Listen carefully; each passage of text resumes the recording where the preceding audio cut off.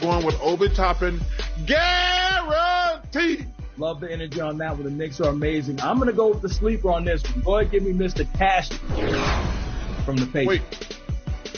Wait. Are you Robito, man? You just taking your own pick? No, that's a Robito officially. Whenever I make a pick, it's a Robito. So, come on, we've been doing this for 2 years. You know how the game goes. Yeah, but normally you pump your little chest out and say, oh, I got a Robito here. So you didn't say it, so it caught me off guard.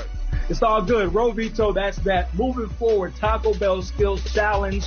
Who will win? Now, Chuck, in this one, you can pick two, and if either one wins, you get 2 points. Well, I'm going to go with Domantas Sabonis and Chris Paul, because I got two.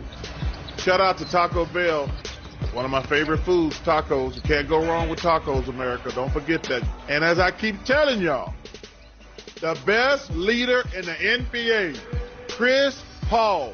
And now I'm going to say something really important. He's in the conversation for MVP. He's taking a last place team to second place in the West.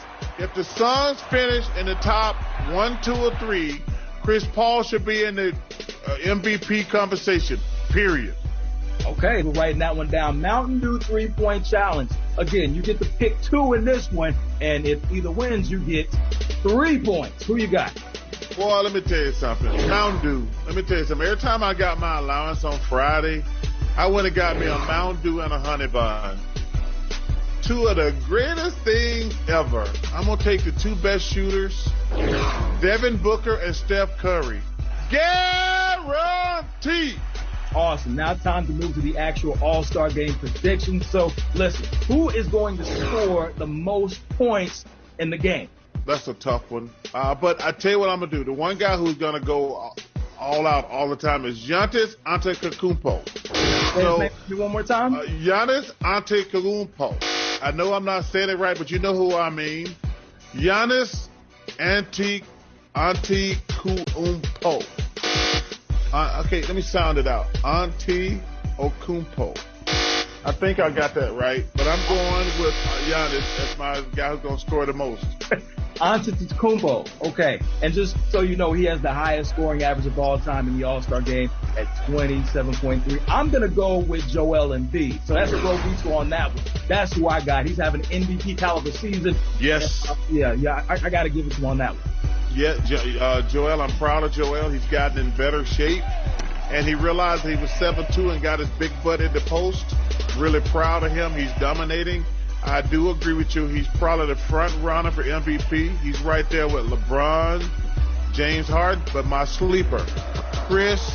I got to find out what Chris Paul's middle name is, because if I say that, it's going to sound a lot better if I say Chris Jerome Paul. That sounds better. So we got to figure out what Chris Paul's middle name is so I can say it with emphasis.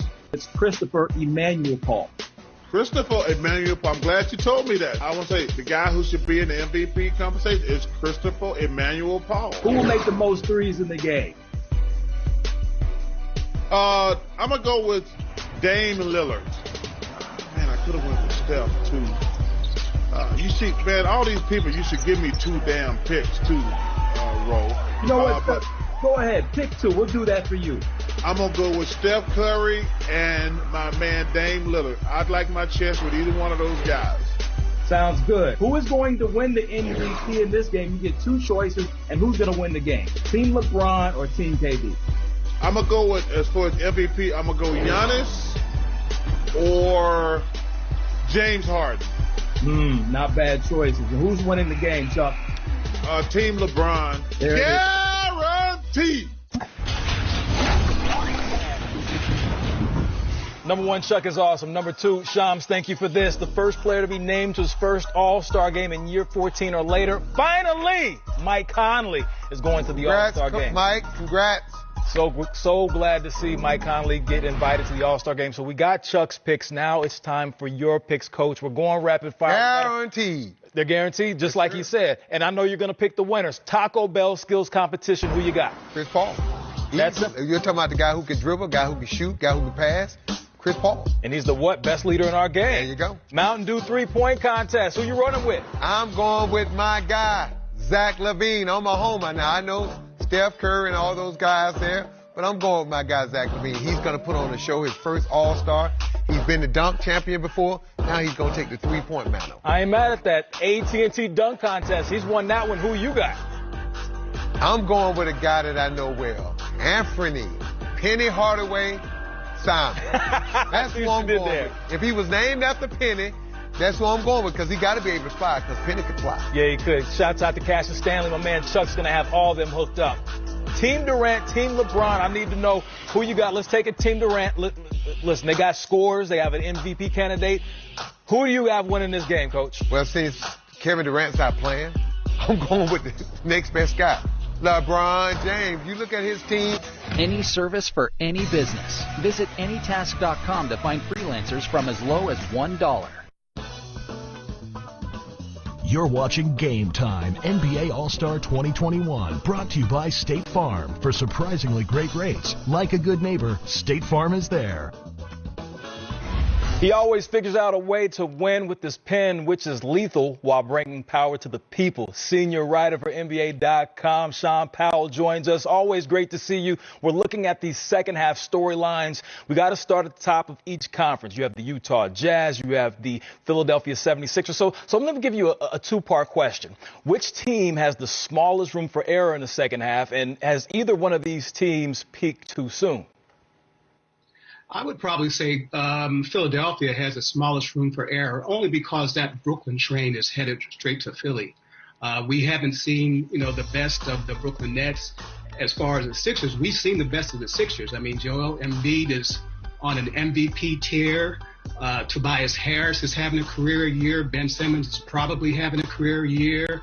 Seth Curry is having a career year. So I'm not so sure how much better the Sixers can get.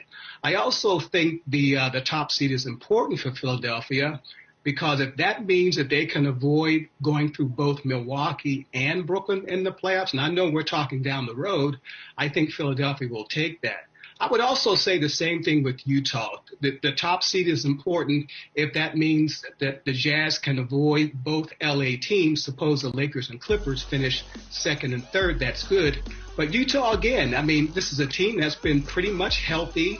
They've got 2 All-Stars. They've got about 6 players who are comfortable shooting from deep. That's probably the most in the league. Mike Conley's had a bounce-back season. Bogdanovic, who was hurt last year, is helping them right now. So I think this is also the best that the Jazz can play. The schedule's been favorable to them also.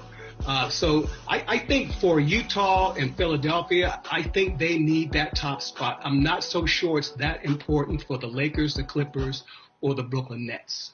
Interesting that you say Brooklyn Nets. And by the way, the Jazz do have the easiest remaining schedule in the second half of the season. But these Brooklyn Nets, when the second half comes around, we think that everybody will be healthy. The big three, the most offensively potent big three we've maybe ever seen in our lives. They've only played 7 games. So what do you forecast for the Brooklyn Nets once they get healthy, and also the Portland Trailblazers as they begin to get their players back into the lineup? Well, we'll take Brooklyn first. I think with the Nets, I think it comes down to, do they really want the top seed? I mean, is it more important for them to make sure that Kyrie Irving, James Harden, and Kevin Durant are rested and healthy and ready to go for the playoffs? Because, again, there's no big-time home court advantage when there's really no fans. And I think for Brooklyn, they feel that, with our firepower and now that we're playing defense, I mean, we're the heavy in the East, and as far as Portland, this is a team that suffered from injuries the last 2 or 3 years and really helped deny Damian Lillard a legitimate chance of playing for a championship. C.J. McCollum is going to come back. Yusuf Nurkic is going to come back. And then the Blazers are basically going to reset. The players that are taking their places in the lineup, in the rotation now, they're going to go back to their normal roles. And if there's a silver lining, I mean, you know, Enes Kanter has played outstanding basketball for the Blazers in place of Nurkic. And maybe there's a chance, I don't know, that, you know, for a few minutes here and there, Portland can get away with having both of them on the floor. I know matchup-wise, it may not be good against certain teams, but the bottom line is the Blazers for 48 minutes are going to have a decent. Six-time All-Star Blake Griffin and the Pistons have agreed to go their separate ways. The buyout became official. And Blake Griffin, he did give back $13.3 million for his freedom. That's a lot of cake. He posted career lows in points per game and is shooting 35% from the field over the last 2 seasons. Hasn't dunked since 2019. Coach, where is the location he should go next? The Brooklyn Nets or the Boston Celtics. One of those two teams, but I'm leaning toward Brooklyn. That's not a bad place to go. Either one of those are contenders. Enjoy your All-Star weekend. That's Sam Mitchell. I'm Ro Parrish. We'll see you soon.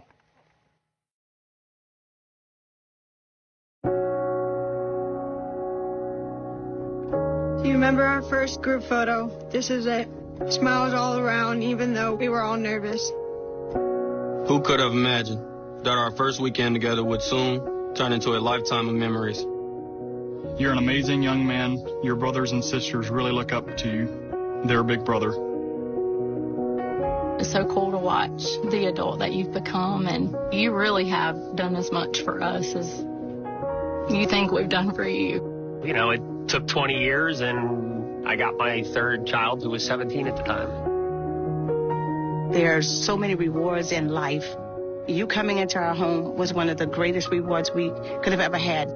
I ain't never felt so much love before in my life.